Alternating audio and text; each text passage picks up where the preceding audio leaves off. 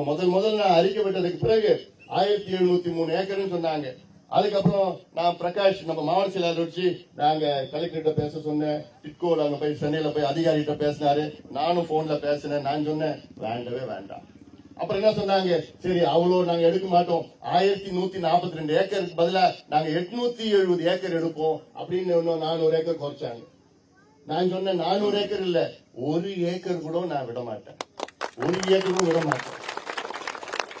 ஏன்னா இந்த மண் நமக்கு கிடைக்காது. தமிழ்நாட்டுல இந்த திமுக என்னைக்கு ஆட்சிக்கு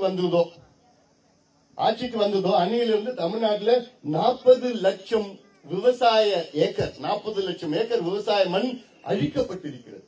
40 லட்சம் ஏக்கர் விவசாய மண் அழிக்கப்பட்டிருக்கிறது. அப்போ நம்ம சந்ததியினர்கள் நம்ம அதை பத்தி நம்ம நினைக்கிறோமா? அவங்க என்னையா சாப்பிடுவாங்க? நம்ம கொள்ளு பேர பசங்க பேத்திங்க எல்லாம் வருங்கால சந்ததி என்ன சாப்பிடுவாங்க?